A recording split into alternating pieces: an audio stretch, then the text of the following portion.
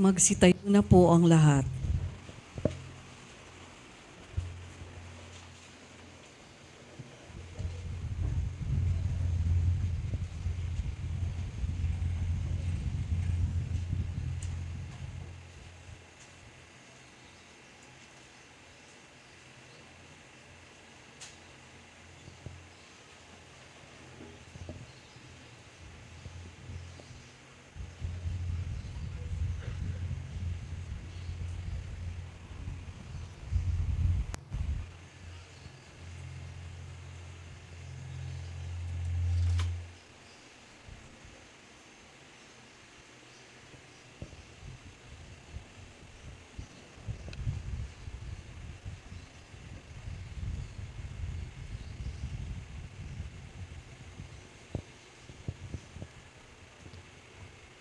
Ama naming makapangyarihan, alalahanin mo ang iyong awa at pagmamahal.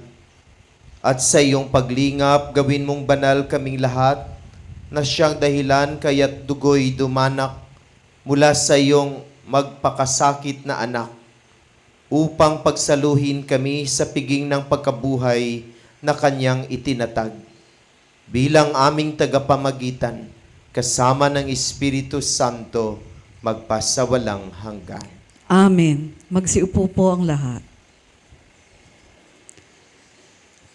Si Hesukristo ang katuparan ng propesiya ni Propeta Isaías tungkol sa lingkod ng Diyos na kusang loob na nag-alay ng kanyang sarili upang magkaroon ng kapatawaran. Ang salita ng Diyos mula sa aklat ni Propeta Isaías. Sinabi ng Panginoon, ang lingkod ko'y magtatagumpay sa kanyang gawain. Mababantog siya at dadakilain. Marami ang nagitla nang siya'y makita. Dahil sa pagkabugbog sa kanya'y halos di makilala kung siya'y tao. Ngayoy, marami rin ang mga bansang magugulantang. Pati mga hari, pag siya'y nakita ay matitigilan. Makikita nila ang di nabalita kahit na kailan, at mauunawa ang di pa naririnig ni numan. Sagot ng mga tao, sino ang maniniwala sa ibinabalita naming ito? Sino ang makapagpapatunay na pinahihintulutan ito ng Panginoon? Kalooban ng Panginoon na ang kanyang lingkod ay matulad sa isang halamang natanim sa tuyong lupa. Walang katangian o kagandahang makatawag pansin. Wala siyang taglay na pang-akit para lapitan siya. Hinamak siya ng mga tao at itinakwil. Nagdanas siya ng mga sakit at hirap. Wala man lang nagtapon ng sulyap sa kanya. Hindi natin siya pinansin para siyang walang kabuluhan. Tiniis niya ang hirap na tayo ang dapat magbata. Gayon din ang kirot na tayo sana ang lumasap. Akala natin ang dinanas niya'y parusa sa kanya ng Diyos. Dahil sa ating mga kasalanan, kaya siya nasugatan. Siya ay binugbog dahil sa ating kasamaan. Tayo ay gumaling dahil sa pahirap na tinamo niya at sa mga hampas na kanyang tinanggap. Tayong lahat ay parang mga tupang naligaw. Nagkanya-kanya tayo ng lakad. Ngunit inibig ng Panginoon na sa kanya ipataw ang parusang tayo dapat ang tumanggap. Siya ay binugbog at pinahirapan, ngunit di tumutol kahit kamuntiman. Tulad ay korderong hatid sa patayan, parang mga tupang hindi tumututol kahit nagupitan, ni hindi umimik kahit gaputok man. Nang siya'y hulihin, hatulan at dalhin sa dakong patayan, wala mang nangahas na ipagsanggalang, wala man lang dumamay. Siya ay pinatay dahil sa sala ng sangkatauhan. Siya'y inilibing na kasama ng masasama at mayayaman. Bagaman wala siyang kasalanan o nagsabi ng kasinungalingan. Sinabi ng Panginoon, ang kanyang paghihirap ay kaloob ko. Inihandog niya ang sarili upang sa pamamagitan noon ay magkaroon ng kapatawaran. Dahil dito'y mabubuhay siya ng matagal. Makikita ang lahing susunod sa kanya, at sa pamamagitan niya'y may sasagawa ang aking panukala. Pagkatapos ng pagdurusa, lalasap siya ng ligaya. Malalaman niyang hindi nawalan ng kabuluhan ang kanyang pagtitiis, ang aking tapat na lingkod at lubos kong kinalulugdan. Ang siyang tatanggap sa parusa ng marami at alang-alang sa kanya sila ay patatawarin. Dahil dito, siya'y aking pararangalan kasama ng mga dakila, pagkat kusang loob niyang ibinigay ang sarili at nilasap ang kaparusahan ng masasama. Inako niya ang mga makasalanan at idinalangin sila'y patawarin. Ang salita ng Diyos. Salamat sa Diyos.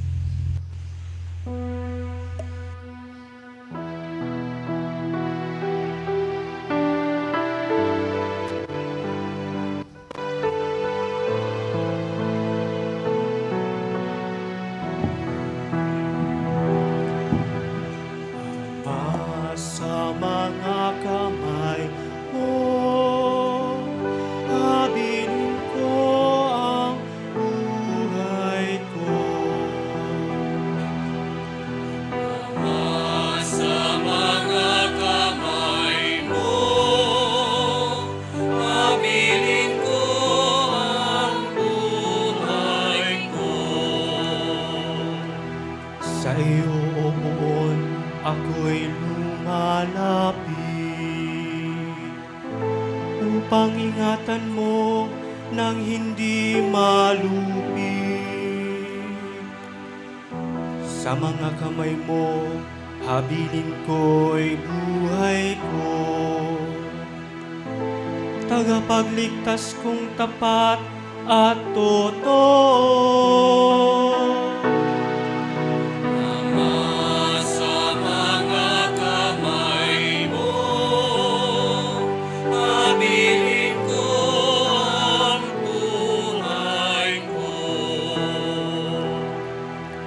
Lahat kong kaaway ay humahalakhak, pati kapitbahay ako'y hinahamon. Dating kakilala ay nagsisiilan. Kung masalubong ko ay nagsisiiwas, nilimot na akong tulad ng namatay. Di na pinapansin, parang yagit lamang. Sa mga kamay mo, habilin ko ang buhay ko. Subalit, O Poon, ang aking tiwala ay nasa iyo, Diyos na dakila. Sa iyong kalinga, umaasa ako. Laban sa kaaway ay ipagtatanggol mo. At sa umuusig na sinumang tao, sa mga kamay mo, habilin ko ang buhay ko. Iyong lingkod sana ay lingapin. Ingatan mo ako at iyong pagpalain. Iligtas mo ako at iyong sagipin. Tanda ng pag-ibig na di magmamaliw o magpapakatatag ang mga nilikha. Lahat ng poon ay nagtitiwala. Sa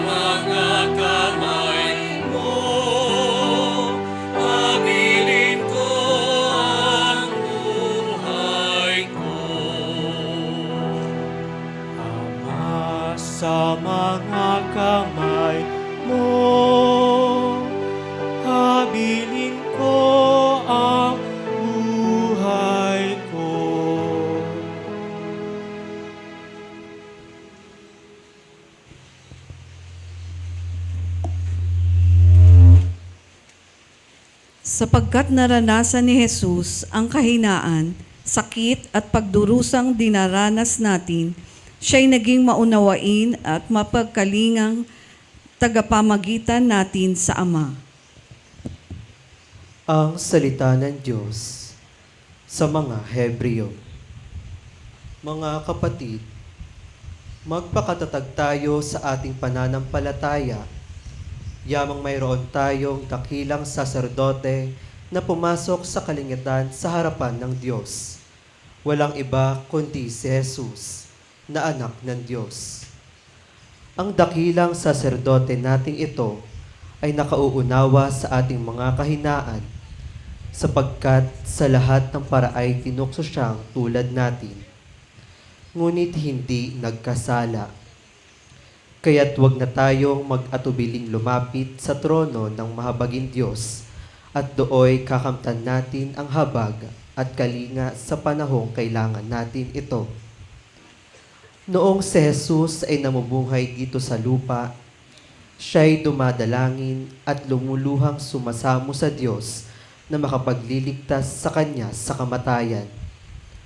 At dininig siya dahil sa lubusan siyang nagpakumbaba. Bagamat siya'y anak ng Diyos, natutuhan niya ang tunay na kahulugan ng pagsunod sa pamamagitan ng pagtitiis. At nang maganap na niya ito, siya'y naging walang hanggang tagapagligtas ng lahat ng sumusunod sa Kanya. Ang salita ng Diyos. Salamat sa Diyos. Magsitayo po ang lahat.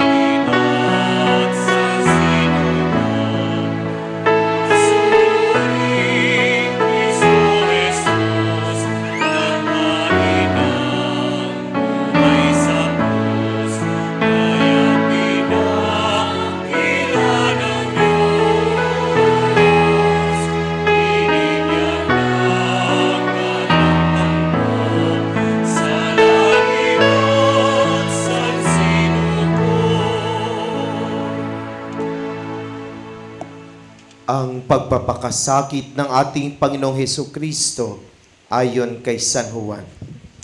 Noong panahong iyon, umalis si Jesus kasama ang kanyang mga alagad.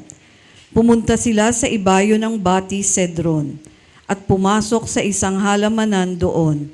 Ang lugar na ito ay alam ni Judas na nagkanulo sa kanya. Sapagkat madalas magpunta roon si Jesus at ang kanyang mga alagad. Pumaraon si Judas, kasama ang ilang bantay sa templo at isang pangkat ng mga kawal na padala ng mga punong saserdote at mga pariseyo. May dala silang mga parol, sulo at sandata. Alam ni Jesus ang lahat ng mangyayari sa kanya, kaya't sila'y sinalubong niya at tinanong, Sino ang hinahanap ninyo? Tugon nila, sinabi niya, Ako si Jesus. kaharap nila si Judas na nagkanulo sa kanya. Nang sabihin ni Jesus na siya nga, napaurong sila at nabuwal sa lupa. Muli siyang nagtanong, Sino nga ba ang hinahanap ninyo? sagot nila, Sinabi ko na sa inyong ako si Jesus. Kung ako ang hinahanap ninyo, hayaan ninyong umalis ang mga taong ito. wika niya. Sinabi niya ito upang matupad ang kanyang salita. Walang napahamak kahit isa sa mga ibinigay mo sa akin, Ama. Binunot ni Simon Pedro ang kanyang tabak at tinaga ang alipin ng pinakapunong saserdote. Natigpas ang kanang tainga ng aliping yaon na ang pangalay Marko.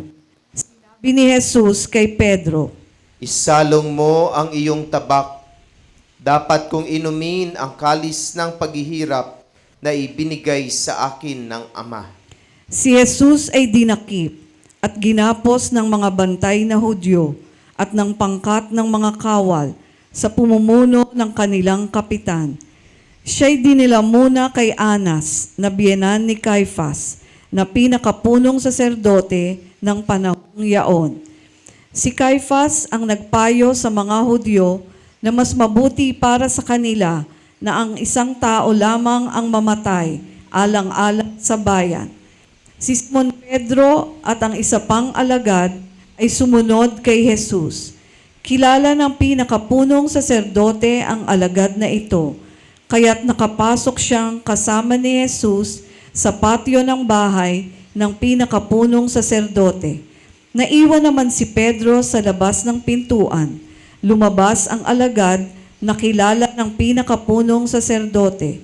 Kinausap ang dalagang nagbabantay sa pinto at pinapasok si Pedro. Si Pedro'y tinanong ng dalaga.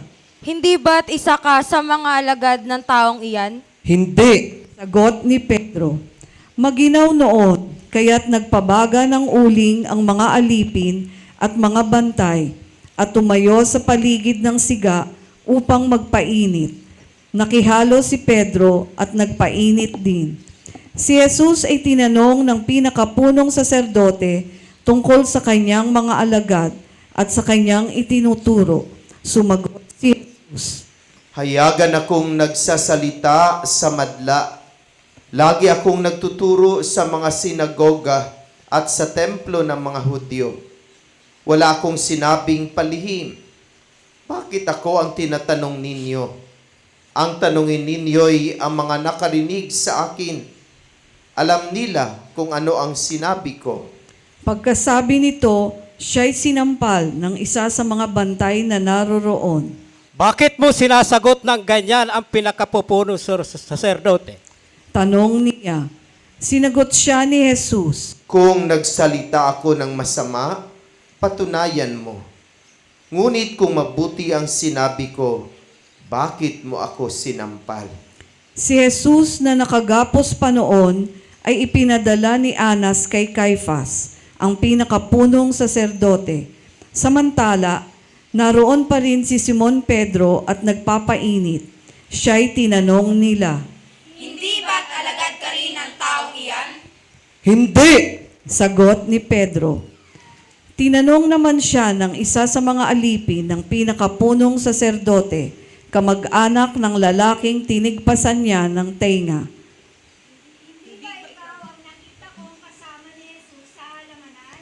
Muling itinatwa ito ni Pedro. Siya namang pagtilaok ng manok. Mula sa bahay ni Caifas, si Jesus dinala nila sa palasyo ng gobernador. Umaga na noon, hindi pumasok ang mga Hudyo sa palasyo ng gobernador upang sila'y huwag maituring na di karapat-dapat kumain ng hapunang Pampaskwa. Kaya't sa labas sila tinanggap ni Pilato at tinanong. Ano ang sakdal ninyo laban sa taong ito? Sumagot sila. Kung hindi po siya gumawa ng masama, hindi namin siya dadalhin sa inyo. Sinabi sa kanila ni Pilato. Dalhin ninyo siya at hatulan ayon sa inyong kautusan. Sumagot ang mga Hudyo. Wala po kaming kapangyarihang humatol ng kamatayan kanino man. Nangyari ito upang matupad ang sinabi ni Jesus tungkol sa paraan ng kanyang pagkamatay. Si Pilato'y pumasok uli sa palasyo at tinawag si Jesus. Ikaw ba ang hari ng mga Hudyo? Tanong niya. Sumagot si Jesus. Iyan ba'y galing sa inyong sariling isipan o may nagsabi sa inyo? Ako ba'y Hudyo? Tanong ni Pilato. Ang mga kababayan mo at ang mga punong saserdote ang nagdala sa iyo rito. Ano bang ginawa mo? Sumagot si Jesus. Ang kaharian ko'y hindi sa sanlibutang ito. Kung sa sanlibutang ito ang aking kaharian, ipinakipaglaban sana ako ng aking mga tauhan at hindi na ipagkanulo sa mga Hudyo. Ngunit hindi sa sanlimbutang ito ang aking kaharian. Kung gayon, isa kang hari? Sabi ni Pilato, sumagot si Jesus. Kayo na ang nagsasabing ako'y hari. Ito ang dahilan kung bakit ako pinanganak at naparito sa sanlibutan upang magsalita tungkol sa katotohanan. Nakikinig sa aking tinig ang sinumang nasa katotohanan. Ano ba ang katotohanan? Tanong ni Pilato. Pagkasabi nito, muling lumabas si Pilato at sinabi sa mga Hudyo, Wala akong makitang kasalanan sa taong ito. Ngunit ayon sa inyong kaugalian, dapat akong magpalaya ng isang bilanggo kung araw ng Paskwa. Ibig ba ninyong palayain ko ang hari ng mga Hudyo? sigaw nila. Huwag siya, kundi si Barabas. Si Barabas ay isang tulisan, kaya't ipinakuha ni Pilato si Jesus at ipinahagupit.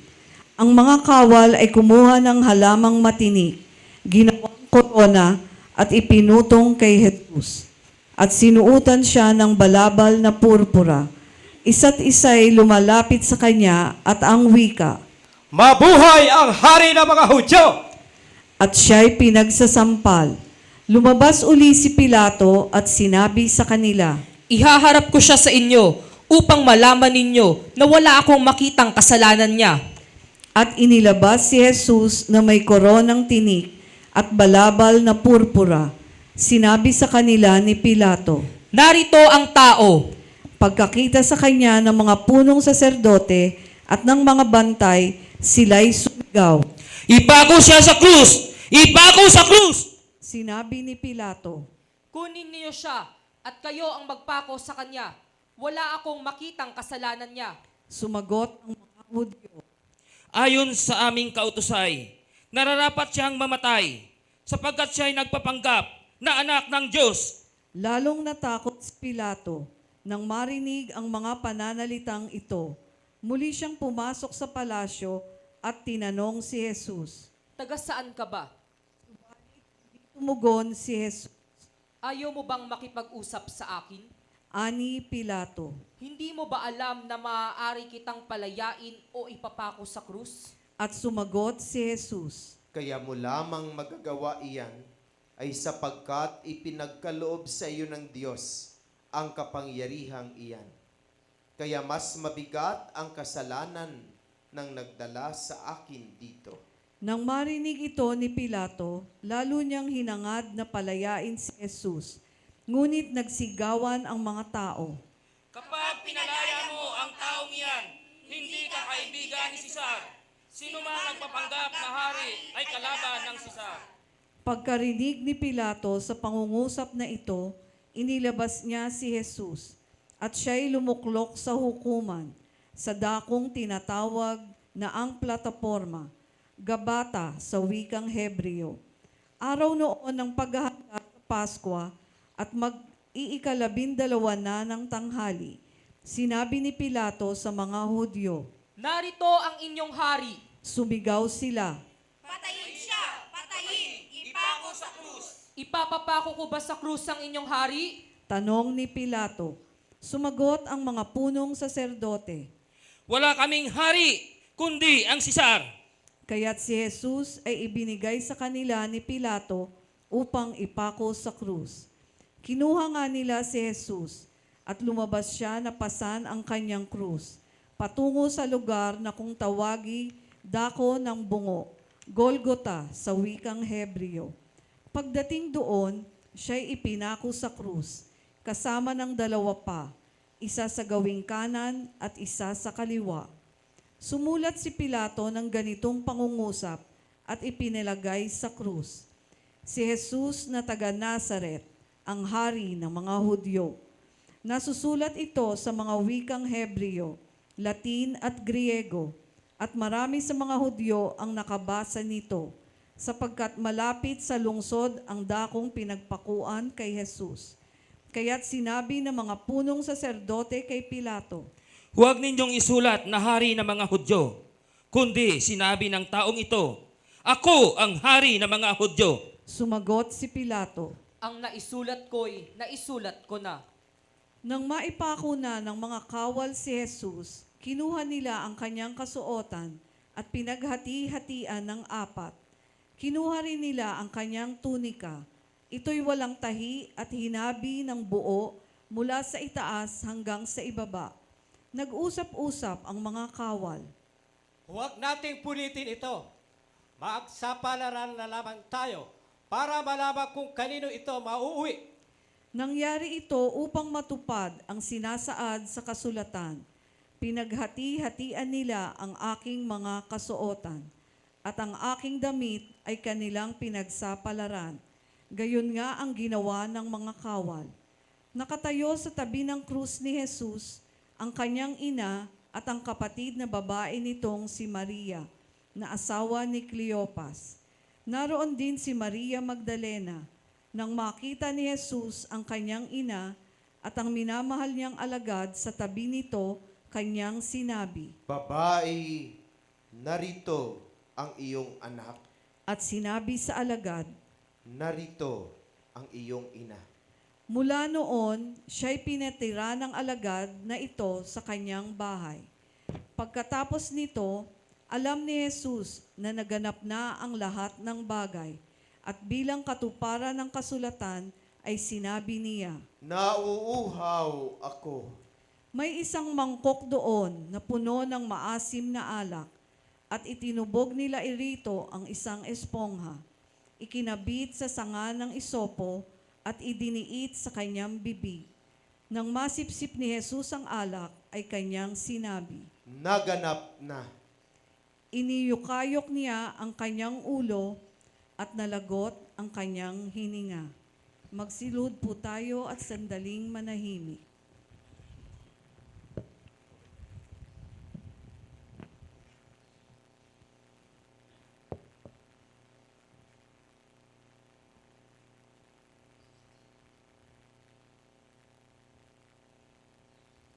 Magsitayo po tayo. Nooy araw ng paghahanda at ayaw ng mga Hudyo na manatili sa krus ang mga bangkay sa araw ng pamamahinga, sapagkat dakila ang araw ng pamamahingang ito.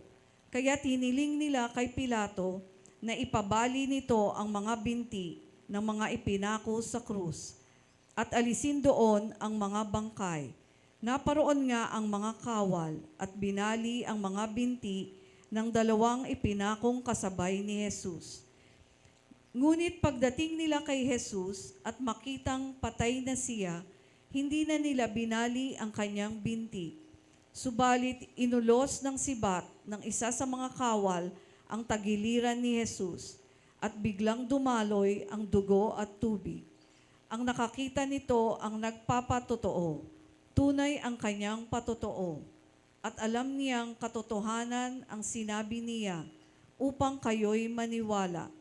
Nangyari ang mga ito upang matupad ang sinasabi ng kasulatan. Walang mababali isa man sa kanyang mga buto.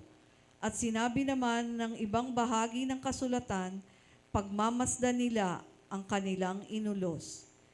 Pagkatapos nito, si Jose na taga-Arimatea ay nagsadya kay Pilato upang humingi ng pahintulot na makuha ang bangkay ni Jesus. Si Jose isang alagad ni Jesus, ngunit palihim nga lamang dahil sa takot sa mga Hudyo, at pinahintulutan siya ni Pilato. Kaya't kinuha ni Jose ang bangkay ni Jesus. Sumama sa kanya si Nicodemo, may dalang pabango, mga 100 libra ng pinaghalong mira at alo. Siya ang nagsadya kay Jesus isang gabi. Kinuha nila ang bangkay ni Jesus at nilagyan ng pabango habang binabalot sa kayong lino, ayon sa kaugalian ng mga Hudyo. Sa pinagpakuan kay Jesus ay may isang halamanan, at dito'y may isang bagong libingang hindi pa napaglilibingan. Yamang nooy araw ng paghahanda ng mga Hudyo, at dahil sa malapit na naman ang libingang ito, doon nila inilibing si Jesus.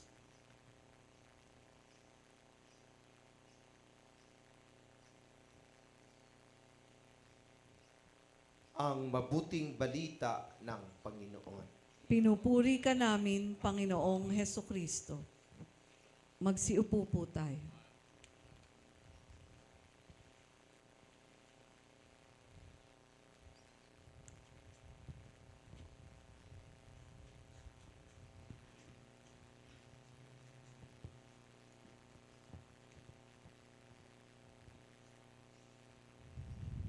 Sa araw na ito, mulit-muli ay paulit-ulit nating binalik-balikan ang iba't ibang uri ng paghihirap, pagpapakasakit at kamatayan ng ating Panginoon. Kaninang madaling araw ay ating tinahak ang daan ng krus ng ating Panginoon. At pinagnilayan natin ang iba't ibang uri ng kanyang mga pagpapakasakit, pagpapakahirap, kamatayan at ang kanyang muling pagkabuhay.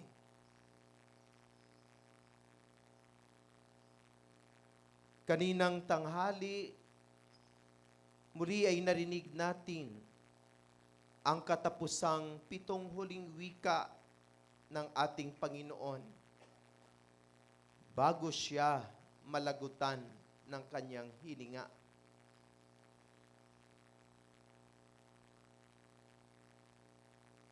At sa oras na ito, mulit-muli nating ginugunita ang kamatayan ng ating Panginoon sa krus. Ang mga ito ay pagpapahayag ng Diyos ng kaniyang dakilang pag-ibig at pagmamahal sa atin. Ganito tayo minahal ng Panginoon. Ganito tayo inibig ng Diyos. This is how Jesus expresses His love to each one of us. Luyo sa gitna ng ating mapagkakamali, mga pagkakasala, sa gitna ng ating makahinaan at mga pagkukulang, ay patuloy at paulit-ulit na ipinapaalaala at ipinapadama ng Diyos ang kaniyang pagmamahal sa atin. Sa araw na ito, narinig natin ang kanyang love story. At ang pinahihiwatigan niya ng pagmamahal na ito ay walang iba kundi ang bawat isa sa atin. Kung ang Diyos, ang ating Panginoon, ay walang kaduda-dudang umibig at nagmahal sa atin. At kung ang Diyos ay ginanito niya pagpapahayag ng kaniyang pag-ibig at pagmamahal sa atin, ano ang ating tugon?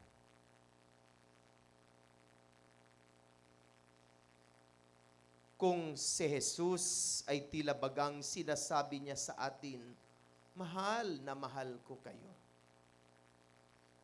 ano ang ating katugunan sa pagpapahayag ng pagmamahal na ito? Maswerte tayo na narito tayo. Siguro dahil mahal talaga natin ang Diyos. Kaya nga sa gitna ng matinding init, tayo ay nagsasakripisyo. At ang ating mga pagsasakripisyo ay pahayag na ang Diyos ay iniibig at minamahal din natin.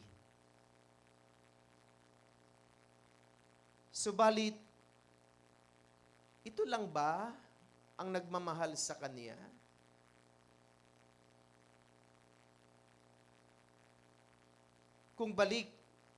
Kung balikan natin ang ating makaranasan mula kaninang umaga habang tayo ay nagdadaan ng krus, tinatahak natin ang daan ng krus.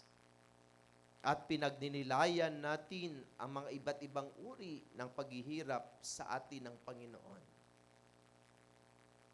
Mayroong iba na parang wala lang. Patuloy pa rin sa kanilang magawain. Patuloy pa rin sa kanilang ginagawa, sa kanilang pang-araw-araw na pamumuhay. Kung balikan natin ang ating 7 last word, parang ganun din. Parang ayaw nating mapakinggan ang kanyang katapusang 7 huling wika na punong-puno ng paghihirap at pagdurusa. Subalit sa gitna ng mga wikang ito, tayo ay binibigyan ng pag-asa. Inaanyayahan na pagtibayin ang pananampalataya at palalimin ang ating pagmamahal at pag-ibig sa Kanya. At sa ating pagdiriwang sa hapong ito, ang dami-dami natin sa mission station. Tapos ito lang ang tumutugon upang alalahanin kung paano siya nagpakamatay alang-alang sa atin. Saan ang iba? Mahal din ba nila ang ating Panginoon? Mayroon din pang pintig o pitik ng puso, ng kanilang puso para sa ating Diyos. At ano pa ba ang gagawin ng Diyos upang tayo ay makumbinse na kayo ay Kanyang lubos na iniibig at minamahal? Ano pa ba ang gagawin ng ating Panginoon upang lubos tayong maniwala na dahil sa pagmamahal na ito, tayo ay Kanyang pinatawad?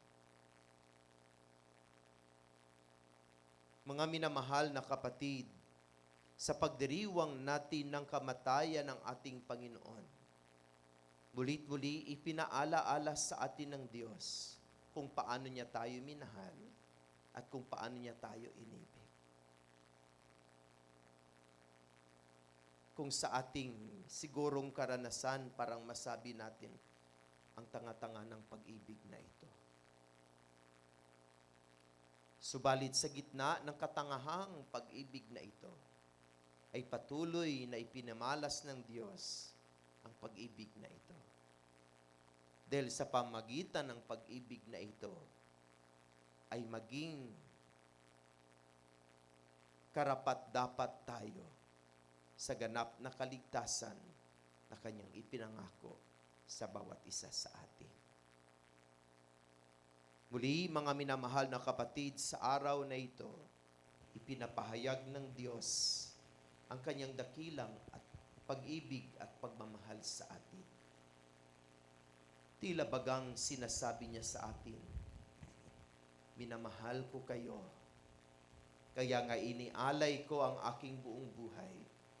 Nagpakamatay ako para sa inyo dahil kayo ay lubos kong minamahal. At tila bagang nagtatanong din ang Diyos, ako rin ba ay lubos ang inyong pagmamahal? Ako rin ba ay inyong iniibig? At kung ako ay inyong iniibig, paano nyo ipinapahayag ang pag-ibig na ito?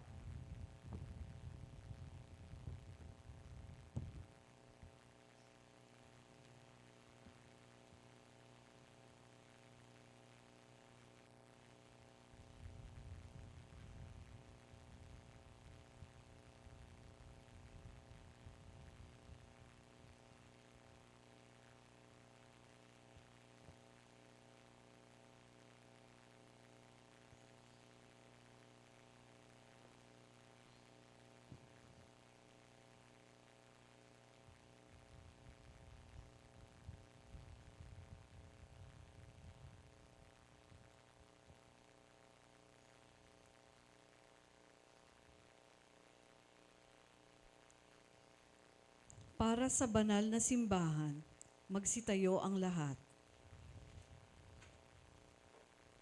Idalangin natin, mga mahal kong kapatid, ang banal na sambayanan ng Diyos sa buong daigdig, upang pagkalooban ng kapayapaan at pagkupkop, pagkakaisa at pagtataguyod, ang mga kaanib nito sa sansinukob, at upang tayo'y bigyan ng pamumuhay na matiwasay, para tayo'y makasamba sa Diyos Ama nating makapangyarihan. Magsiluhod ang lahat.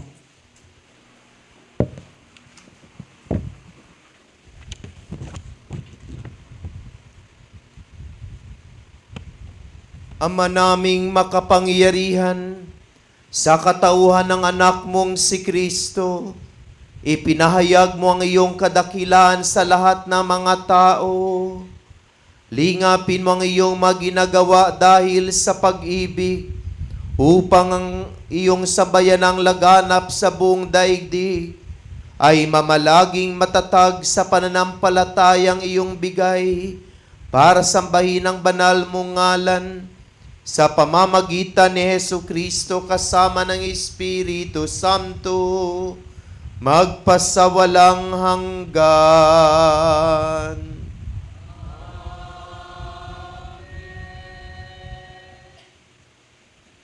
Para sa Papa, magsitayo ang lahat.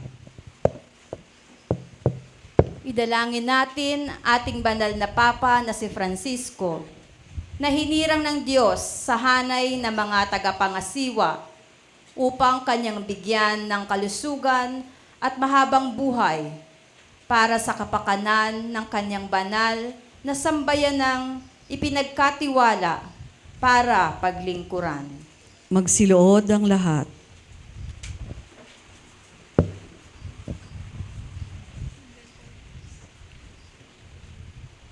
Ama naming makapangyarihan, sa iyong kapasyahan umira lang sanlibutan, paunlakan mo ang aming kahilingan na iyong lingapin si Papa Francisco na iyong hinirang para kami pangasiwaan, upang sambayan ng Kristiyano na iyong pinamumunuan ay sa pananampalataya at gawang kabutihang iyong inaasahan, sa pamamagitan ni Jesucristo kasama ng Espiritu Santo, magpasawalang hanggan.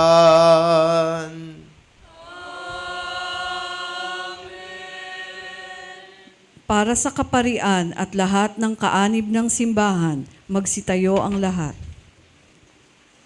Idalangin din natin si Jose na ating obispo, gayon din ang lahat ng mga obispo, mga pari, mga diakono, at ang tanang kabilang sa sambayanang Kristiyano. Magsiluhod ang lahat.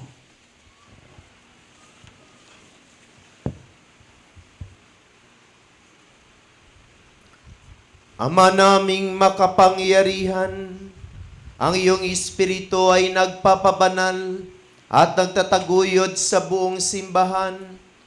Dinggin mo ang aming pagluhog para sa iyong mga tagapaglingkod, upang mapaglingkuran kang matapat sa tulong ng iyong kagandahang loob, sa pamamagitan ni Jesucristo kasama ng Espiritu Santo, magpasawalang hanggan.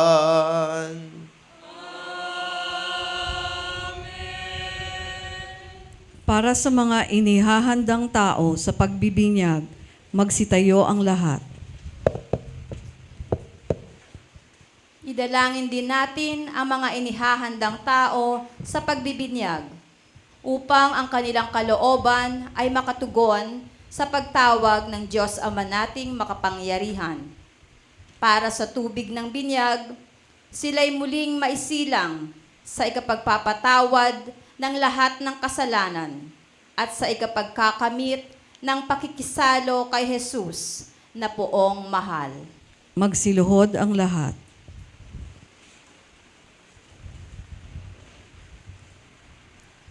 Ama naming makapangyarihan, lagi mong ipinauunlad ang sambayanan sa pagkakaroon ng karagdagang kabilang Sa pananampalataya at pagkaunawa ay magkaroon nawa ng pag-unlad ang mga inihahanda sa pagbibinyag upang sa muli nilang pagsilang bilang binyagan, sila'y mapabilang sa makaanib ng iyong angkan sa pamamagitan ni Hesu Kristo kasama ng Espiritu Santo, magpasawalang hanggan. Para sa pagkakaisa ng mga Kristiyano, magsitayo ang lahat. Idalangin din natin ang lahat ng ating mga kapatid na pawang kay Hesu Kristo na nanalig, upang marapati ng Diyos Ama nating makapangyarihan na sila'y tipunin at lingapin sa iisa niyang sambayanan. Magsiluhod ang lahat.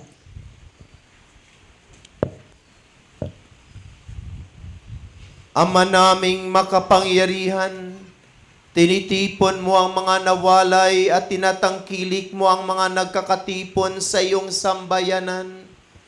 Lingapin mo ang makabilang sa kawan ng iyong anak na sa iyo itinalaga sa buklod ng isang biniyag upang sila'y magkabuklod sa buong pananalig at sila'y magkapisan sa buklod ng pag-ibig sa pamamagitan ni Hesu Kristo kasama ng Espiritu Santo magpasawalang hanggan.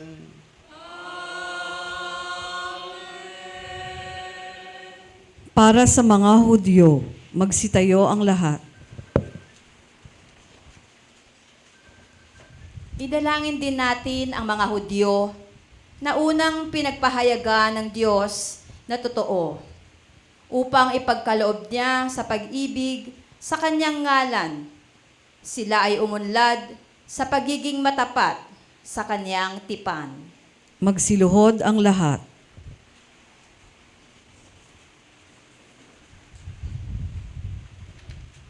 Ama naming makapangyarihan, pinangangatawanan mo ang iyong mga pangako kay Abraham at sa tanang sa kanya'y sumilang. Dinggin mo ang pagluhog ng iyong sambayanan upang ang mga tao na iyong unang hinirang ay pagindapating sumapit sa kaganapan ng kaligtasan sa pamamagitan ni Hesu Kristo kasama ng Espiritu Santo magpasawalang hanggan.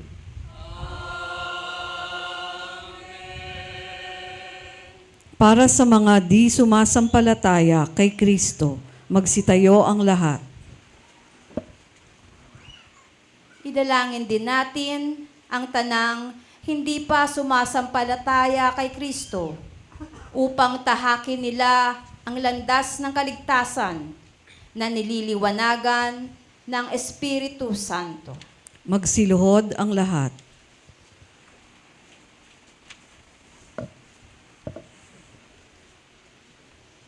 Ama naming makapangyarihan, gawin mong ang mga hindi panananalig sa iyong anak ay makatuklas sa katotohanan sa pamumuhay nilang wagas, at kaming sa pag-ibig mo ay laging umuunlad sa pagmamalasakit sa tanang sa iyo'y humahanap, ay maging mga saksing mapapaniwalaan ng iyong dakilang pag-ibig sa sanlibutan sa pamamagitan ni Hesu Kristo kasama ng Espiritu Santo magpasawalang hanggan.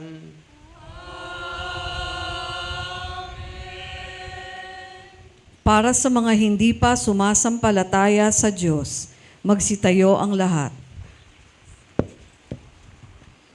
Idalangin din natin ang mga hindi sumasampalataya sa Diyos, upang pagindapating sa Kanya'y makadulog sa paniniwalang wagas na kanilang sinusunod. Magsiluhod ang lahat.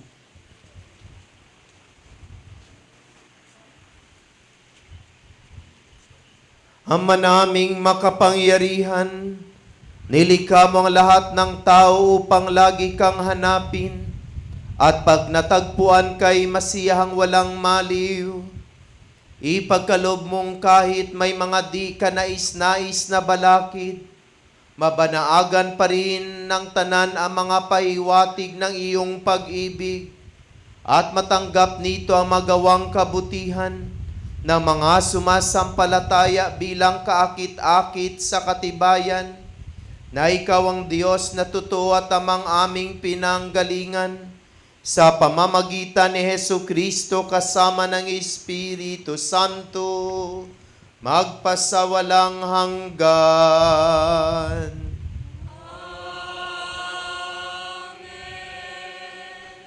Para sa mga umuugit sa pamahalaan, magsitayo ang lahat.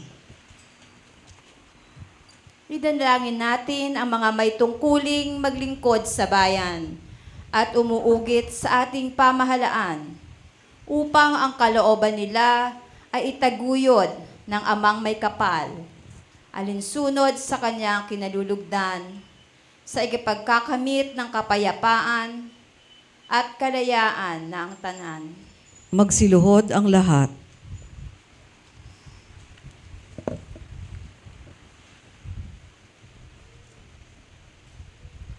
Ama naming makapangyarihan, nasa iyong kamay ang adhika at karapatan ng tanan. Tunghayan mo ang mga umuugit sa aming pamahalaan upang sumagana ang tanan sa sanlibutan sa ikapagkakamit ng kapayapaan at ikapapanatili ng kalayaan, na ikaw ay sambahin alinsunod sa iyong loobin sa pamamagitan ni Hesu Kristo kasama ng Espiritu Santo, magpasawalang hanggan.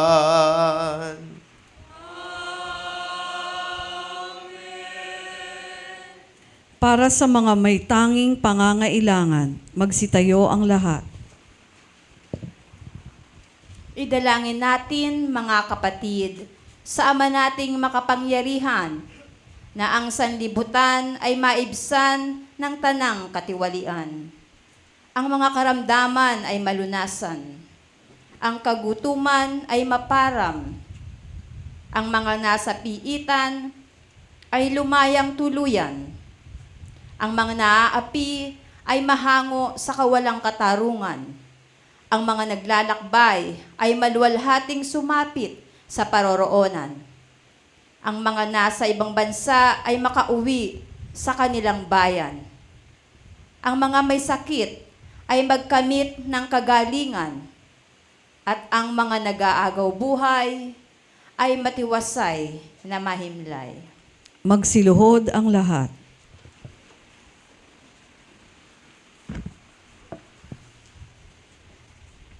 Ama naming makapangyarihan, binubuhayan mo ng loob ang mga nasa kapigatian.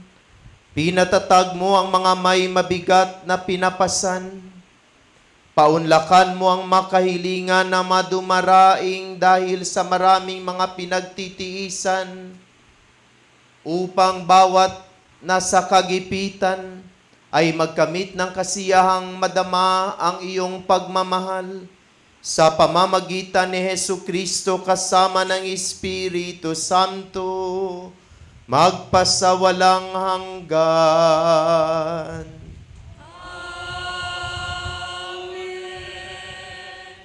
Magsitayo po ang lahat.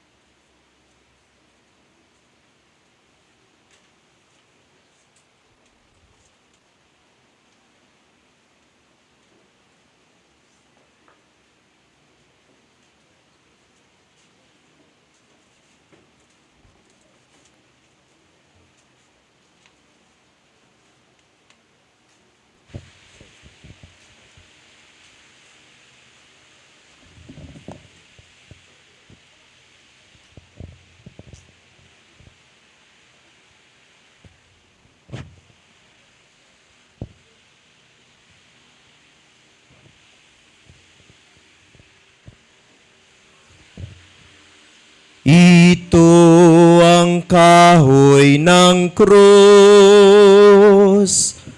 Dito tinubos ni Kristo ang sanlibutan. Halina kayo, sambahin natin ang Diyos.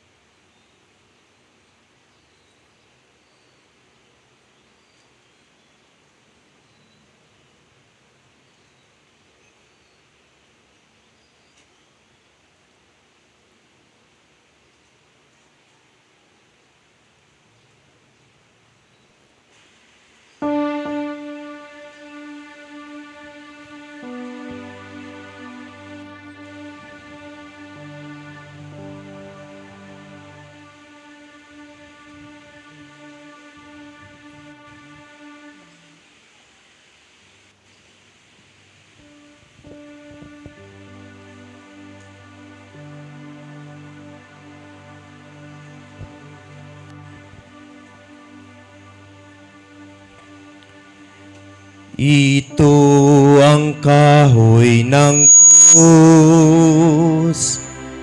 Dito tinubos ni Kristo ang sanlibutan.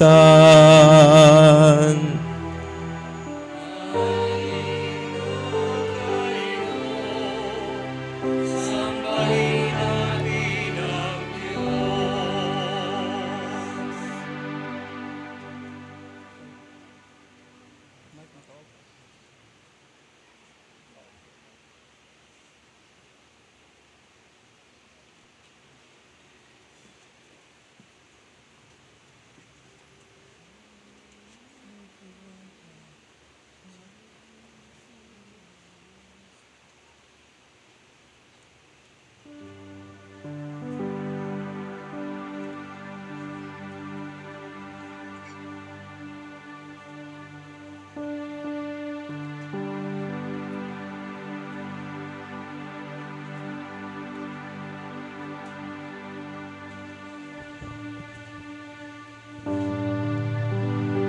Ito ang kahoy ng krus. Dito tinubos ni Kristo ang sanlibutan.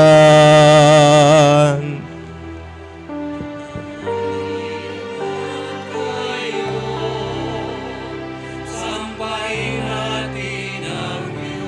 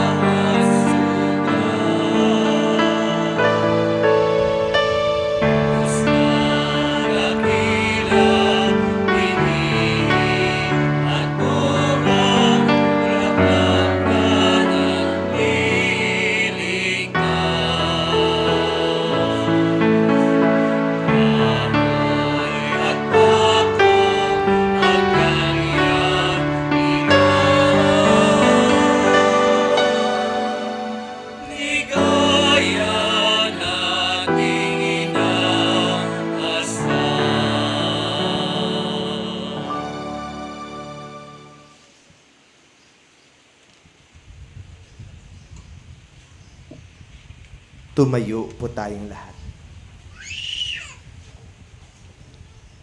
Sa tagubilin na nakagaling na utos sa turo ni Jesus na Panginoon natin at Diyos, ipahayag natin ang lakas loob.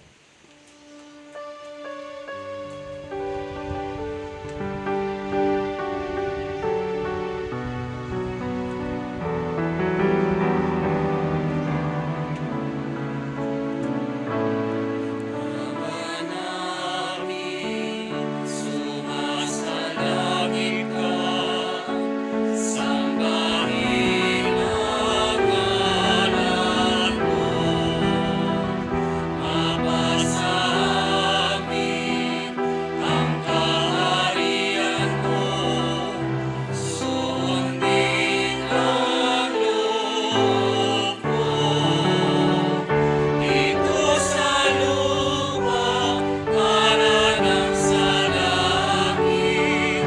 Bigyan mo po kami ngayon ng aming kakanin sa araw-araw at patawarin mo kami sa aming mga sala para ng pagpapatawad namin sa nagkakasala sa amin. At huwag mo kaming ipahintulot sa tukso.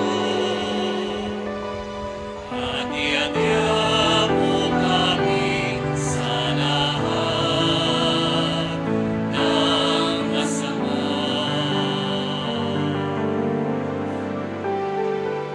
Hinihiling namin kami iadya sa lahat ng masama, pagkalooban ng kapayapaan araw-araw. Iligtas sa kasalanan at ilayo sa lahat ng kapahamakan. Samantalang aming pinanabikan ang dakilang araw ng pagpapahayag ng tagapagligtas naming si Hesu Kristo. Sapagkat sa iyo ang kaharian, kapangyarihan at kapurihan, ngayon at magpakailanman. Ngayon at magpakailanman.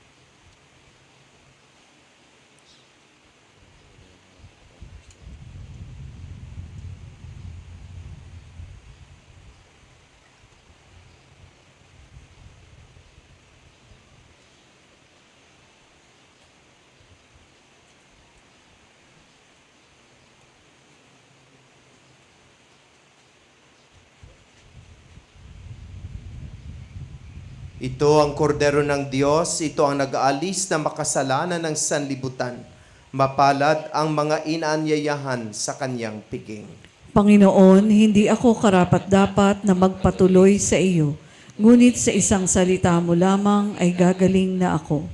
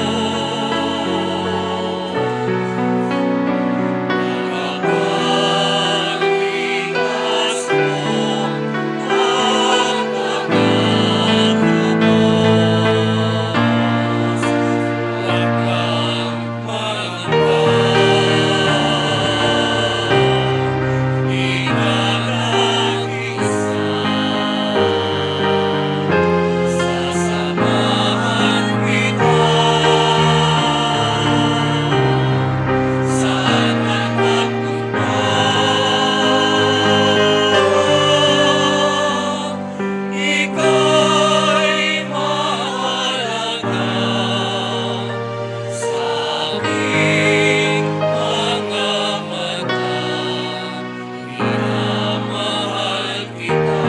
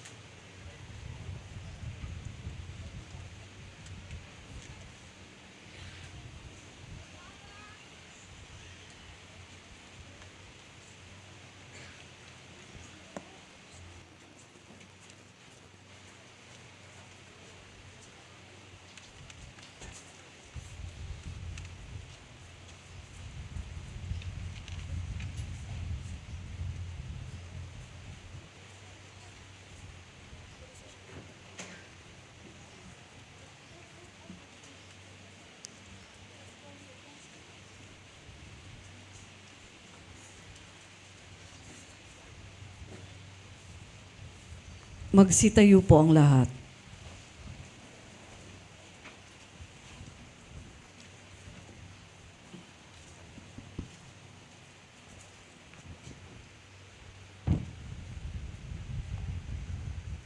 Manalangin tayo.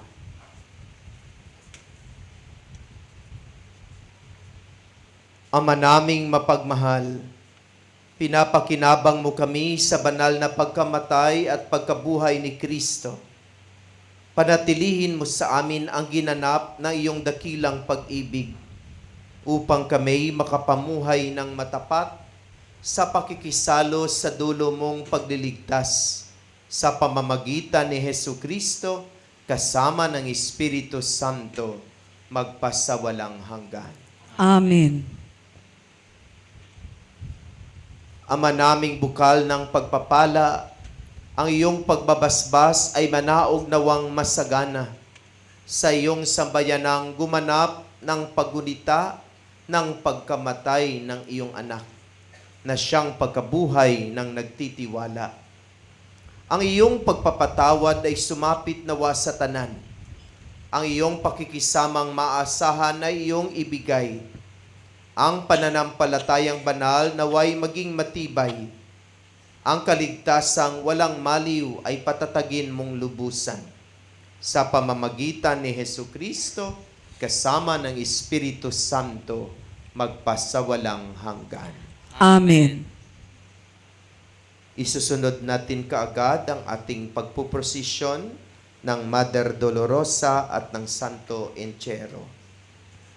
Ang mangunguna sa ating prosesyon ay ang ating mga sakristan.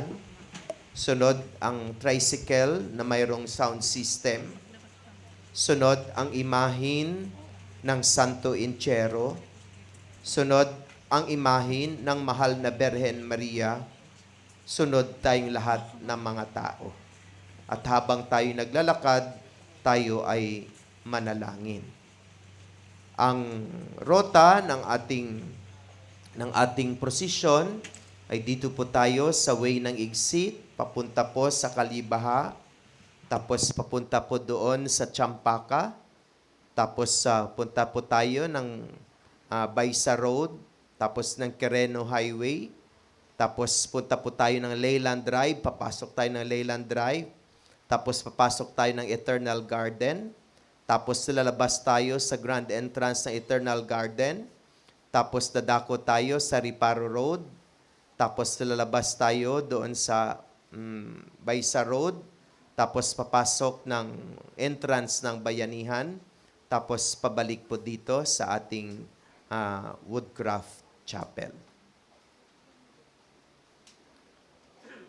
So ang mga sakristan ay mag-uuna na po, tapos yung tricycle po natin. Sunod yung A-Maids ng Santo Entierro, sunod ang A-Maids ng Mother Dolorosa. Kung may magmumotor na mag-guide sa atin ng ating traffic, manguna po yung ating mga motor na tutulong para sa pagta-traffic. So, paunahin muna ang Mama Mary para makalabas siya At sa kanyang paglalabas, mag-U-turn po siya doon tapos para makalabas ang Santo Entierro. Huwag mo nang lalabas yung mga tao para hindi sisikip ang daanan ng sasakyan. Dito lang po muna kayo dahil susunod po tayo dito sa Santo sa Mama